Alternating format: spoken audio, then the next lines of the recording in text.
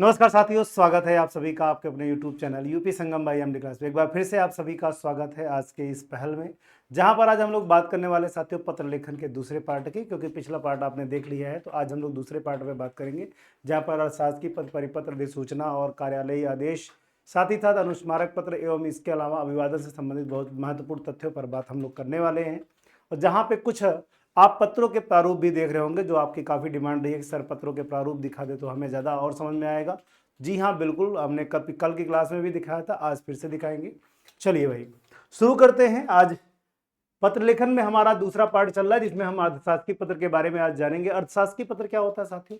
अर्थशासकीय पत्र की बात करें तो वह पत्र होता है जिसमें एक समकक्ष अधिकारी अपने दूसरे समकक्ष अधिकारी को कुछ सरकारी कार्यों से संबंधित जानकारी लेना चाहते हैं, जिसमें वो आप लोग अपनी गोपनीयता को बनाए रखने के लिए वापस में जो है कि पत्राचार करते हैं। ऐसे पत्र को क्या कहा जाता है साथियों? अर्थशासकीय पत्र कहा जाता है। ध्यान रहे, अर्थशासकीय पत्र कैसा पत्र होता है? अनौपचारिक पत्र होता है। इसमें आत्मीयता रहती है। क्या रहती है भाई? आत्मीयता रहती है। इस बात का ध्यान रखिएगा। आत्मीयता का मतलब अपनापन की बात होती है। इसमें किसका बोध होता है भाई? आत्मीयता का बोध होता है। इस बात का भी ध्यान रखेंगे, है इसका बोध होता है। अगर हम देखें तो कहते हैं सर आत्मीयता का बोध इसमें जरूर होता है। और मैत्रीपूर्ण भाषा का प्रयोग किया जाता है। कैसी भाषा का प्रयोग किया जाता है भाई? मैत्रीपूर्ण भाषा का प्रयोग करता है। एक इसमें जो भाषा होती है अनौपचारिक होती है। शैली कौन सी होती है साथियों? उत्तम पुरुष की शैली होती है। अच्छा, उत्तम पुरुष की जगह पे मान लीजिए प्रथम पुरुष लिख दिया जाए तो भी कोई दिक्कत नहीं है। प्रथम पुरुष भी इसी को ही कहा जाता है। तो उत्तम पुरुष की शैली हो या प्रथम पुरुष की शैली हो, ये भी प्रयोग किया जाता है। इसके अलावा साथियों इसमें जो शैली होती है वो कैसी होती है भाई? व्यक्तिगत शैली का प्रयोग किया जाता है। संलग्नक और पृष्ठांकन का प्रयोग नहीं होता। इसमें संलग्नक और पृष्ठांकन का प्रयोग नहीं होता है। और साथ साथ साथ इसमें गोपनीयता बनी रहती है।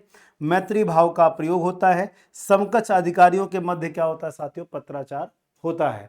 जैसा कि मैंने कहा भी कि इसमें जो भाषा होती है अनौपचारिक होती है। समकक्ष अधिकारियों के मध्य पत्राचार होता है। इसमें पृष्ठांकन या संलग्नक का उल्लेख नहीं होता है।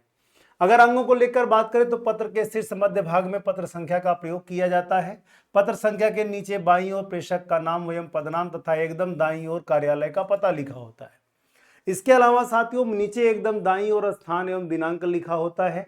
विषय अनिवार्य नहीं है, इसमें विषय की आवश्यकता नहीं होती। इस बात का ध्यान रखिएगा। कई जगह पे लिखा रहता है कि विषय और संदर्भ की आवश्यकता किसमें नहीं होती। तो विषय और संदर्भ की आवश्यकता अधिसूचना में, अधिसूचना कह रहा हूं, अर्थशासकीय पत्र में नहीं होती है। महोदय के स्थान पे किसका प्रयोग किया जाता है साथियों? प्रिय श्री या आदरणीय श्री। यहां पर आदरणीय श्री भी लिख सकते हैं। क्या लिख सकते हैं भाई? आदरणीय श्री भी लिख सकते हैं। इस बात का भी ध्यान रखिएगा। आदरणीय श्री भी लिख सकते हैं, ठीक है। तो उसके बाद क्या लिखते भाई? उसके बाद लिखते यहां पर क्या है? प्रेषिती का नाम। यहां पर किसका नाम लिखते हैं भाई? प्रेषिती का नाम लिखते हैं। प्रेषिती का मतलब कल बताया था, आज फिर से बता दे रहा हूं मैं। प्रेषिती का मतलब होता है साथियों जो पत्र प्राप्त करता है उसे प्रेषिती कहा जाता है। जो पत्र भेज रहा होता है उसे क्या कहते हैं साथियों? प्रेषक कहते हैं। आगे देखिए, भवदीय के अनुसार स्थान पर किसका प्रयोग किया जाता है साथियों? भवनिष्ठ का प्रयोग किया जाता है। शुभचिंतक का प्रयोग किया जाता है। शुभाकांक्षी का भी प्रयोग कर सकते हैं, लेकिन भवनिष्ठ थोड़ा सा ऑफिशियल होता है, ज्यादा सही होता है, इसलिए उसी का प्रयोग करते हैं। आगे नीचे एकदम बाईं ओर प्रेषिती का नाम एवं कार्यालय पता लिखा होता है। कहां पर? नीचे एकदम बाईं ओर। किसके भाई? भवनिष्ठ। जहां भवनिष्ठ लिखा होता है, भवनिष्ठ दाईं तरफ लिखा होता है, और जो प्रेषिती का नाम एवं कार्यालय पता होता है वो बाईं तरफ लिखा रहता है, ठीक है। इसके अलावा साथियों सबसे खास बात यह भी है कि वो याद रखिएगा, क्या है वो भाई? अगर मैं यहां लिख दूं तो समझ जाइएगा। प्रेषक भवनिष्ठ के नीचे, कहां पर भाई? भवनिष्ठ के नीचे प्रेषक का हस्ताक्षर होता है। प्रेषक का क्या होता है साथियों? केवल हस्ताक्षर होता, पद का उल्लेख नहीं करता। याद रखिएगा, शुरुआत में यहां पर देखेंगे आप प्रेषक का नाम व पदनाम उल्लेख होता है जब अपना परिचय दे रहा होता है। लेकिन जब पत्र का अंत हो रहा होता है, यानी भवनिष्ठ जहां पर स्वनिर्देशन या अभिनिवेदन की बात करते हैं, वहां पर जब प्रयोग करते हैं तो वहां पर केवल प्रेषक का हस्ताक्षर होता, पद नाम का उल्लेख नहीं होता। और इससे आपके एग्जाम में प्रश्न बन चुका है, तो इसलिए इस बात को ध्यान रखिएगा। आइए पत्र के प्रारूप को एक बार देख लेते हैं भाई। यहां पर देखिए कह रहा अर्थशास्त्री पत्र का उदाहरण है। यहां पर देखिए पत्र संख्या बीच में लिखी गई है। कहां पर लिखी गई भाई? पत्र संख्या कहां लिखी गई साथियों? पत्र संख्या बीच में लिखी गई है। ठीक है। इसके अलावा देखिए इधर क्या है, अधिकारी का नाम है, उसके बाद अपना पद लिखता है, नाम और पद लिखता है, जबकि अपने कार्यालय का पता इधर देते हैं। अच्छा, ये जरूरी नहीं है कि दाहिने तरफ ही देंगे, कभी कभी कुछ पत्र ऐसे होते हैं जिनमें आपको बाईं तरफ ही अर्थशासकीय पत्र में देखने को मिल जाएगा। उसके अलावा साथियों मैंने जैसा बताया भी था कि इसमें विषय का उल्लेख नहीं करते हैं, तो आप देखिए इसमें कहीं भी विषय का उल्लेख नहीं है। और उसके बाद क्या लिखते हैं भाई, महोदय या महाशय के स्थान पर प्रिय श्री लिखने के बाद याद रखिएगा उनका नाम लिख देते हैं, जिनके नाम से हम पत्र लिख रहे होते हैं, ठीक है, उनका नाम लिखते हैं। उसके बाद उसी के सामने जस्ट ऊपर क्या लिखते हैं भाई, दिनांक लिखते हैं। अगर मान लीजिए स्थान है तो स्थान भी लिख सकते हैं, कहाँ पे स्थान, मान लीजिए जैसे लखनऊ से लिख रहे हैं तो लखनऊ लिख देते हैं यहाँ पर, ठीक है। आगे देखिएगा विषय, उसके बाद नीचे उसका जो है विषय वस्तु पूरा लिखते हैं। विषय वस्तु लिखने के बाद आप देखिए इधर क्या है साथियों, ये सब जो पूरा लिखा है ये क्या है, प्रेषिती का पता है। किसका पता है साथियों, कहेंगे सब प्रेषिती का पता है, प्रेषिती का नाम व पता, प्रेषिती का नाम व पता पूरा लिखा होता है। कहां पर भाई, नीचे इधर बाईं तरफ। और दाहिनी तरफ क्या लिखा रहता है साथियों, भवनिष्ठ। भवनिष्ठ के नीचे प्रेषक का क्या होता है भाई, हस्ताक्षर होता है। किसका हस्ताक्षर होता है भैया, प्रेषक का हस्ताक्षर होता है। प्रेषक का हस्ताक्षर हो जाता है यहां पर, उसके नीचे वो अपना नाम लिख देता है। ना याद रखिएगा, नाम लिखता है, अपने पद का उल्लेख नहीं करता है, ठीक है। ये आपका है क्या भाई, अर्थशासकीय पत्र का प्रारूप है। आगे अगर देखें दूसरा पत्र है साथियों जिसे कहा जाता है परिपत्र। परिपत्र की बात करें, इसे क्या कहा जाता है साथियों, इसका अन्य नाम अगर देखें तो इसे कहते हैं साथियों गस्ती पत्र कहते हैं। गस्ती पत्र के अलावा इसे क्या कहा जाता है, परिक्रमित पत्र भी कहा जाता है। गस्ती पत्र के अलावा इसे क्या कहते हैं साथियों, परिक्रमित पत्र कहते हैं।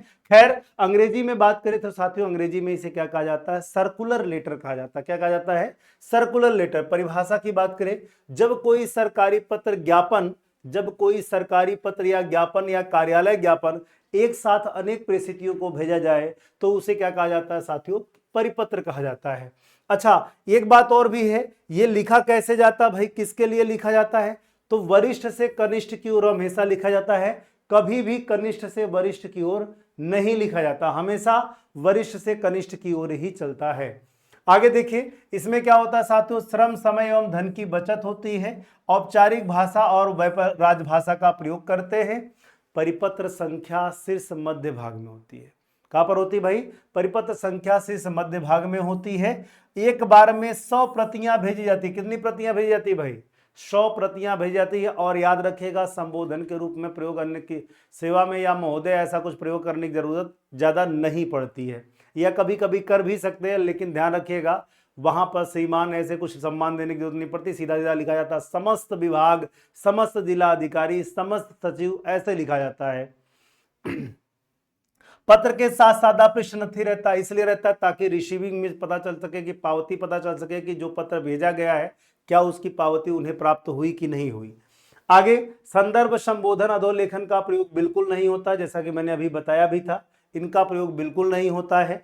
और वहीं पर एक कैसा संवाद होता है साथियों, एक तरफा संवाद होता है, यानी एक पक्षीय वार्ता होती है। ध्यान रखिएगा कैसी वार्ता होती है, एक पक्षीय वार्ता होती है, या एक पक्षीय संवाद होता है, या एक तरफा संवाद होता है। दूसरी तरफ से रिप्लाई करने की आवश्यकता नहीं है, बस सिग्नेचर कर दीजिए कि आपको पत्र प्राप्त हुआ बस।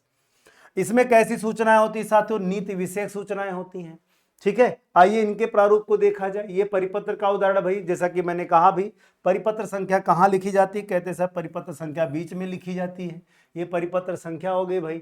उसके बाद प्रेषक का जो है कि जो भेज रहा होते हैं पत्र अधिकारी, उसका नाम रहता है, उसका पद रहता है, उसका जो है कि कार्यालय पता रहता है। उसके बाद देखिए सेवा में लिखने के बाद क्या है, समस्त जिला अधिकारी उत्तर प्रदेश सरकार अनुभाग है। विषय का उल्लेख जरूर करते, क्योंकि साथियों इसका जो प्रारूप होता है वो बिल्कुल सरकारी पत्र की तरह ही होता है। किसकी तरह होता है भाई, सरकारी पत्र की तरह होता है, याद रखिएगा। अब जैसे मान लीजिए यहाँ पे सेवा में लिख भी सकते हैं, नहीं भी लिखेंगे तो भी चलेगा, लिख भी सकते हैं और नहीं भी लिख सकते हैं तो भी चलेगा, कोई दिक्कत नहीं है। करा मुझे यह सूचित करने का निर्देश हुआ कि राज्य में खदानों की, बाकी ये सारी चीजें डिटेल में है, विषय लिख दिया जाता है। आगे देखिएगा यहां पर जो पत्र भेज रहा होता है उसका हस्ताक्षर रहते क उत्तर प्रदेश शासन, ये सारी चीजें रहती किसमें भाई, परिपत्र में रहती हैं। बाकी किसको किसको भेजा गया वो नीचे रहता है लिखा हुआ। आगे देखिएगा अगला है कार्यालय आदेश। कार्यालय आदेश क्या होता है भाई? ऑफिशियल ऑर्डर होता है। ऑफिशियल ऑर्डर की बात करें, इसमें क्या होता है, किसी मंत्रालय या विभाग द्वारा अपने कर्मचारियों के लिए समय समय पर निकाले जाने वाले आदेश को क्या कहा जाता है? कार्यालय आदेश। सवाल आता है कि सर क्यों समय समय पर निकाला जाता है? भाई देखो, सरकार जैसे क्या होता है, किसी विभाग में आप काम करते हैं, किसी ऑफिस में काम करते हैं, किसी संस्थान में काम करते हैं, तो उस संस्थान का भी अपना एक रूल होता है। उस रूल को जो है कि समय समय पर क्या किया जाता है, समय समय पर बदला जाता है, या उसमें कुछ परिवर्तन किया जाता है, या परिस्थितियों के अनुसार उसमें चीजें बदली जाती। तो ऐसे में क्या होता है कि पत्र जारी करके सभी कंप्लाई जो है कि एम्प्लॉई हो या कर्मचारी हो, सबको सूचित करना होता है। तो उसके लिए कार्यालय पत्र जारी किया जाता है या कार्यालय आदेश जारी। अच्छा, कार्यालय आदेश केवल जो है सूचना के लिए ही नहीं होता, बल्कि अगर किसी की पदोन्नति करनी हो, या जो है कि डिमोशन करना हो, या उससे संबंधित कोई अन्य जानकारी देनी हो, वो भी कार्यालय आदेश के अंतर्गत आती है। इस बात का जैसे छुट्टी लेनी हो तो वो भी कार्यालय, छुट्टी सबको की जा रही तो उसके लिए कार्यालय आदेश आता है। तो छुट्टी होगी भाई, सारे स्टाफ की छुट्टी रहे, भाई दीपावली त्योहार है इसलिए सबकी छुट्टी है, तो उसके लिए भी कार्यालय आदेश आता है। ध्यान रखिएगा, है ना। ये कैसे होता भैया? याद रखिए, ये हमेशा वरिष्ठ से कनिष्ठ की ओर होता है। कैसे होता है? वरिष्ठ से कनिष्ठ की ओर का मतलब क्या है कि हमेशा भाई अब सीनियर अधिकारी ही लिखेगा जूनियर को, है ना। इसके अलावा साथियों, राजभाषा या वैकल्पिक राजभाषा में होता है। इसमें जो शैली का प्रयोग होता है, उत्तम पुरुष शैली का प्रयोग होता है। उत्तम पुरुष शैली में 2 पत्र लिखे जाते हैं मुख्य रूप से, वो भी सरकारी काम के लिए या विभागीय काम के लिए। एक कार्यालय आदेश है, दूसरा क्या है साथियों? अर्धशासकीय पत्र है। आगे देखिए, पदाधिकारी का हस्ताक्षर एवं पदनाम का उल्लेख नीचे एकदम दाईं तरफ रहता है। पत्र संख्या सबसे ऊपर शीर्ष पर लिखी जाती है। पत्र संख्या कहाँ लिखी जाती है भैया? सबसे ऊपर शीर्ष पर लिखी जाती है। ये है कार्यालय आदेश। देखिए, पत्र संख्या ऊपर लिखी गई है, उसके अलावा उसका एड्रेस लिखा गया है, और इधर दिनांक लिखा गया। बाकी नीचे मेन हेडिंग में क्या लिखा गया भैया? कार्यालय आदेश लिखा गया। कार्यालय आदेश लिखने के बाद जो पत्र लिख रहा है यानी प्रेषक जो है, वो क्या करता भाई? आज्ञा से लिख देता, हस्ताक्षर अपनी करता, अपने नाम का उल्लेख करता है, और अपने पद का भी उल्लेख करता है। किधर भाई? एकदम नीचे दाईं तरफ। बाकी किसको किसको भेजा जा रहा है वो प्रेषित किया जाता है ना। तो ये यहां रहता है, नाम लिखा रहता है। आगे देखिएगा, अगला है साथियों अधिसूचना। अधिसूचना की बात करें तो अधिसूचना क्या होती है? राष्ट्रपति राज्यपाल के नाम से निर्गमित वह पत्र जिसे किसी अधिकृत सूचना, नियम, आदेश, नियुक्ति, स्थानांतरण और पदोन्नति को लागू करने हेतु जारी किया जाता है। और ये जारी किस में होती है साथियों? हमेशा किस में जारी होती है? गजट में जारी होती है, राजपत्र में जारी होती है। भाषा इसकी कैसी होती है? औपचारिक होती है। राजभाषा या वैकल्पिक राजभाषा का प्रयोग किया जाता है। संक्षिप्त और कैसी होती साथियों? विषयगत होती है। किसी अधिनियम के तहत जारी की जाती है। और इसमें किसका उल्लेख नहीं होता साथियों? प्रेषक का उल्लेख नहीं होता। किसका उल्लेख नहीं होता? प्रेषक का उल्लेख नहीं होता। बस इतना ध्यान रखिएगा, प्रेषक की जगह पे नीचे जो पत्र लिख रहा होता है, जिसको आदेश दिया गया है, उसके हस्ताक्षर जरूर रहते हैं। आगे देखिए, अन्य पुरुष की शैली में लिखी जाती है। भवदीय संबोधन विषय नहीं रहता है। संबंधित अधिकारी का हस्ताक्षर और पदनाम का उल्लेख रहता है। जैसा कि मैंने कहा भी कि जो अधिकारी उस पत्र को लिख रहा है, आदेश किसी राष्ट्रपति या राज्यपाल के द्वारा आदेश पर लिख रहा है, तो उसके हस्ताक्षर जरूर रहते हैं। ठीक, आगे देखिए भाई, ये पत्र का प्रारूप है कौन सा? अधिसूचना का। अधिसूचना में देखिए यहाँ पर गजट का बॉन्ड पूरा रहता है, गजट बॉन्ड पूरा रहता है भाई।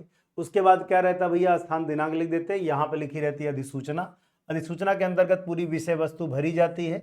विषय वस्तु भरने के बाद यहाँ पर क्या करता है? जो अधिकारी पत्र लिख रहा होता है वो अपना पद का उल्लेख करता, अपने पद का नाम का भी उल्लेख कर देता है। लेकिन वही पद दूसरा है, उसके बारे में आगे बढ़ते हैं तो सेवा में किसको किसको लिखा जा रहा है वो भी ध्यान देना होता है, किसको भेजा गया है वो भी जानकारी दी जाती है। ठीक है, 2 लोगों का अपना हस्ताक्षर लगता है, लेकिन मेन जो है ऊपर वाला है, नीचे वाला जरूरत पड़ने पर प्रयोग किया जाता है। यानी कि यहाँ से अगर इसको हटा दे, ये मेन है, ये क्या है साथियों? सेकेंडरी है। समझ में आई बात की नहीं? आगे देखा जाए, अनुस्मारक या स्मरण पत्र किसे कहते हैं भाई? अच्छा, अनुस्मारक या स्मरण पत्र को क्या कहते हैं? ध्यानाकर्षण पत्र भी कहते हैं। क्या कहते हैं साथियों? ध्यानाकर्षण पत्र भी कहते हैं। ध्यानाकर्षण पत्र भी कहते हैं। किसे कहते हैं भाई? अनुस्मारक पत्र को। कहीं किसी भेजे गए पत्र को पुनः याद दिलाने के लिए भेजा गया अनुस्मारक या स्मरण पत्र होता है। पुनः 10 दिन बाद भेजा जाता है। मतलब अगर कोई पत्र का आपने पत्र भेजा, उसका रिप्लाई नहीं मिला, तो 10 दिन का वेट करिए, 10 दिन बाद फिर से आप भेज सकते हैं। ये नहीं कि आज भेजे, कल नहीं, जो है कल हमको रिप्लाई नहीं मिला, फिर भेज दिए, फिर भेज दिए, तो इस तरह ध्यान नहीं देने वाली बात यह है कि एक बार भेजने के बाद 10 दिन का वेट किया जाता है, फिर दोबारा भेजा जाता है। अब देखो भैया कुछ संबंधन के संबंध है और संबोधन उसके लिए क्या क्या है, ये प्रश्न यहां से बनता भी है। कह रहा अपने से बड़े अगर हैं तो उनके लिए क्या करते हैं भाई, अपने से अगर बड़े हैं तो उनके लिए पूज्य का प्रयोग करते हैं, पूजनी का, पिताजी का। इसके अलावा साथियों पूज्या, पूजनी, माता जी कह सकते हैं। और आयु समान भाई या बहन मित्र है तो उनके लिए प्रिय और नाम लिख देते हैं उनका, या प्रिय बंधु लिखते हैं। अपने से छोटे के लिए चिरंजीव लिखते हैं, प्रियवर लिखते हैं, किसमें भैया, संबोधन में। अपरिचित के लिए क्या लिखते हैं, प्रिय महोदय या प्रिय महाशय। अभिवादन में क्या लिखते हैं साथियों, सादर प्रणाम, चरण स्पर्श लिखते हैं। और वहीं पर छोटे के लिए क्या कहते हैं भैया, शुभकामनाएं, सप्रम नमस्ते, छोटी और समान के लिए। और वहीं पर अगर सबसे अपने छोटे जो हैं उनको शुभ आशीष या आशीर्वाद देना है। यहाँ पर समान के लिए है शुभकामनाएं, सप्रेम नमस्ते है, और अपने से छोटे हैं तो उनको शुभ आशीष या शुभ आशीर्वाद दिया जाता है। आगे देखिए अपरिचित के लिए अभिवादन का प्रयोग नहीं करते, याद रखिएगा अपरिचित के लिए, क्योंकि औपचारिक पत्र लिखा जाता है इसलिए उसमें अभिवादन का प्रयोग नहीं करेंगे। आगे देखिएगा कह रहा है कि अभिनिवेदन में किसका प्रयोग करेंगे, तो पहले वाले के लिए आपका प्रिय, आपका आज्ञाकारी शिष्य हो गया। दूसरे वाले के लिए तुम्हारा भाई या मित्र या बहन हो गई। आगे देखिए इसके अलावा जब छोटा है तो तुम्हारा शुभचिंतक, तुम्हारा शुभाकांक्षी लिख सकते हैं। और अगर अपरिचित है तो उसके लिए स्वनिर्देशन में भवदीया, भवदीया का प्रयोग करते हैं। डिपेंड करता पुल्लिंग और स्त्रीलिंग कौन है जिसने पत्र लिखा है। ठीक है, तो ये बेसिक जानकारी रही है किसके भाई, पत्र से संबंधित है। और आई होप कि सबको क्लियर हो चुका होगा। और ये साथियों कुछ प्रश्न है, यदि पूर्व पत्र के संदर्भ में दोबारा उद्धृत करते हुए पुनः उसी सूचना को दोहराया जाता है तो यह किस विकल्प में आएगा, तो कहेंगे सर ये अनुस्मारक में आएगा। किस में आएगा साथियों, अनुस्मारक में आएगा, है कि नहीं भाई, ये अनुस्मारक में आएगा क्योंकि पुनः याद दिलाने के लिए बात कर रहा है। कार्यालय आदेश सदैव प्रेषित होते हैं, कार्यालय आदेश सदैव प्रेषित होते हैं। सदैव प्रेषित होते हैं भैया किधर, कनिष्ठ से वरिष्ठ की ओर, गलत है, वरिष्ठ से कनिष्ठ की ओर भेजा जाता है, ये सही हो जाएगा। दूसरे नंबर क्या होगा, बी वाला सही है ना। आगे देखा जाए इसका बताइए आप लोग, ये मेरी तरफ से होमवर्क रहेगा, कमेंट में बताइएगा इस प्रश्न का सही आंसर क्या हो जाएगा। बाकी आज का सेशन कैसा लगा जरूर बताइए, वीडियो कैसी लगी तो जरूर बताइएगा इसके बारे में। बाकी अगर वीडियो अच्छी लगी है तो आप सेशन को शेयर कर लीजिएगा, लाइक कर लीजिएगा, अपने दोस्तों तक शेयर कर पहुंचा दीजिएगा, और पहली बार चैनल से है तो सब्सक्राइब जरूर कर लीजिएगा। बाकी अगली क्लास में नए वीडियो के साथ मैं उपस्थित होऊंगा, तब तक नमस्कार, टेक केयर, बाय बाय, मस्त रहिए, पढ़ते रहिए। जय हिंद, जय भारत।